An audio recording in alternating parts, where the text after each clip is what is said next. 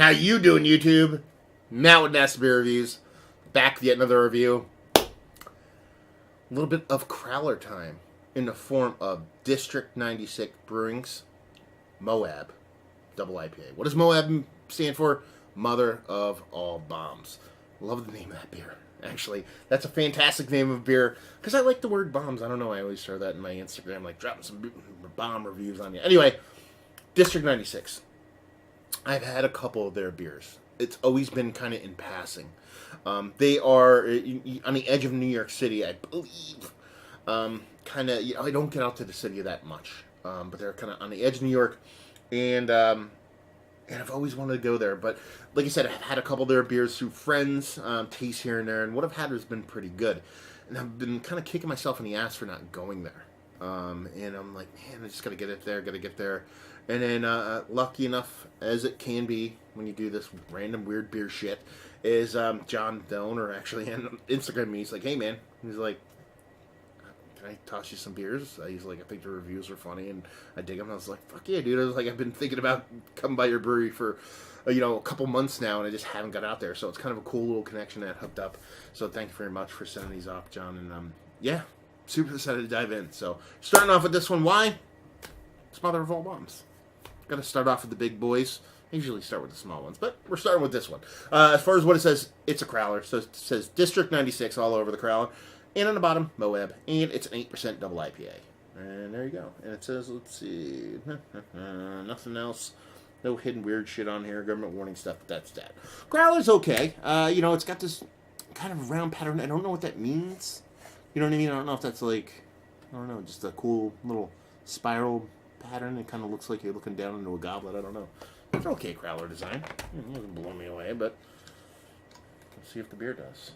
Come on, baby. There she is.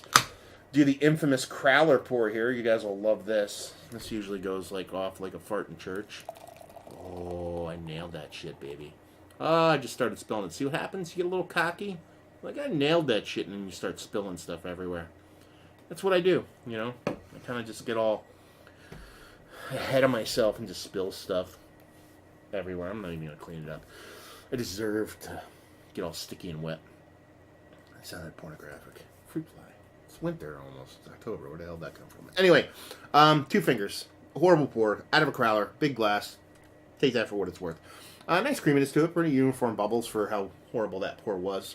Nice, but we'll see. And, she's got that subtle haze to her. Darker when you expect from a lot of these kind of New England style double IPs. That's what I'm assuming this is based off of the look. Looked up nothing about the beer beforehand because I just don't want to know. That's my MO.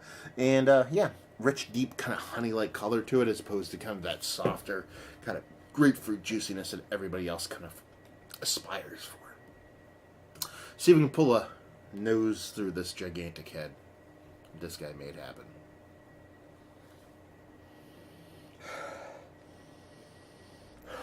I think I'm going to like this beer. Why? Because I'm getting that weedy greeniness off of it. That's the big component I'm getting. Definitely leaning in this slightly candied kind of fruit portion of the world. It's a little bit nondescript. I'd definitely go kind of tropical on it more than anything else. You're kind of fucking kiwi, papaya, all that bullshit. There is kind of hints of citrus in there. I'm not really getting much as far as stone fruits go. There's a slight sweeted kind of tinge to it, like that is subtly candied, but nothing too crazily oversweet. But there's this greenness kind of floating around in there. This greeny kind of tomato stocky weedy thing that's not super gigantic, but it's there. Yeah, this is gonna be my kind of beer. I love that greeniness, that big danky greeny thing. Gets me all. Get the shakes, get the vapors and shit. So hopefully it's in there. You know how we find out about that? We drink it. What a novel concept. Cheers.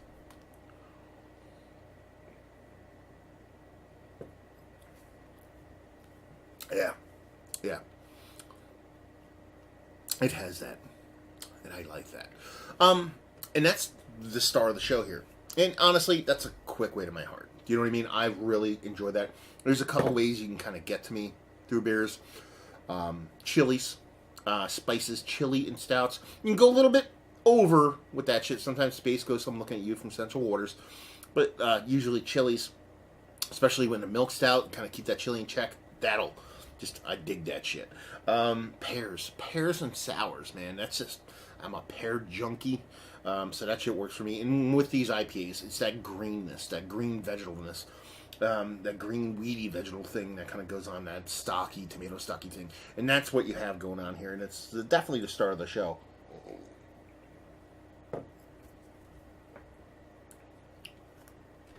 You get a subtle tinge, like hop burn, kind of floating throughout the whole thing. That fruit that I talked about being kind of like a tropical fruit thing with a little bit of citrus, slightly candied. It's dead on exact same thing in the mouth, but you expect it to be bigger based off nose, but it's just not that big, and that's why I'm saying that green part is the start of the show. It's not the green part's like slapping you in the face, but that sweetness is slightly candied, a little bit of fruitiness, nothing too crazy. It's a little bit thin as far as body. 8%, it definitely drinks more like a smaller beer. But all in all, it's super chuggable, like scarily drinkable. At 8% is nowhere to be found. And it's easy. Let's put it that way. This is what you want session beers to be. But it's not a session beer. It hits all the chords for me.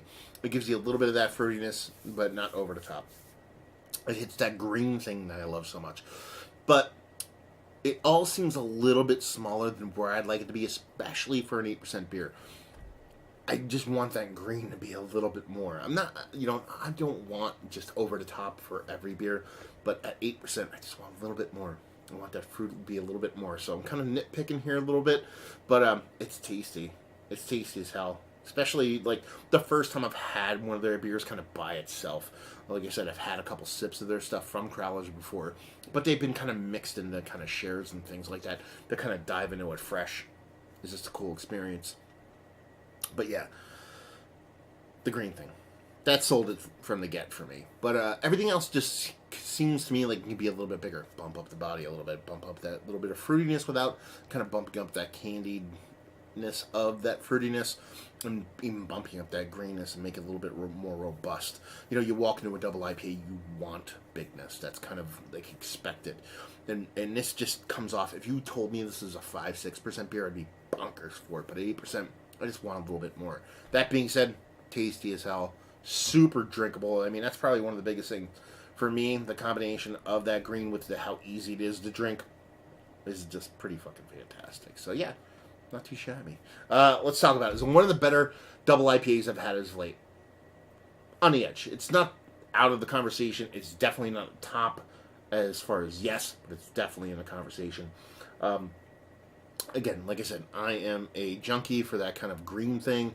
It has that in spades, so it gets it entrance into the club. But there's other ones that do a little bit better for me, so that's why it's not at the top. Value and availability, I don't know. I don't know what their Crowlers run. I don't know if they do cans. I don't know what they relatively new. They've been around, I want to guess, give or take about a year. I think their tap room is even way newer than that. So yeah, no idea. Maybe somebody can chime in on that, and just say if you like what we like this. If you like that green, baby. If you like that vegetal greeny thing, then you'll like this beer. If you like easy drinkable double IPAs, because that's where it's at. I kind of strive and I look for smaller beers that are big and robust. They sent me 5 Crowlers in total, and a couple of them are pretty small beers, and I'm super excited to give those a whirl. But if you're in the opposite end of the spectrum of me, which is you like higher ABV beers, which means basically if you're under 30, if you were going for more high ABV impact, then this is definitely going to be up your alley. And if you like good beer coming from a brewery that's trying to make its hay, I mean, you don't see a lot of breweries in New York City. And I mean New York City proper. You know what I mean? Like you get your Brooklyns, your Queens, you get your Long Island, stuff like that. You know what I mean? But if you like breweries trying to make it do in a good way, I heard the burgers there are fucking fantastic, by the way. Anyway, and trying to make a hay in an actual city itself and trying to do good things. definitely worth picking up, especially if you're in the city and around it. Like I said, I'm pretty sure it's kind of on the edge of the city somewhere, but that could just be me making shit up. But anyway, review's too long as it is. Let's close this up. So yeah, hopefully you guys enjoyed the review. If you didn't, anywhere in between, down there, words and stuff and things. Facebook, Twitter, Instagram, Untapped. Massive Beers, all 4 of those places. You want to check this dude out anywhere else. And hopefully you guys enjoyed the review. Hopefully enjoying a nice District 96 right now. And hope to see you next time. Cheers.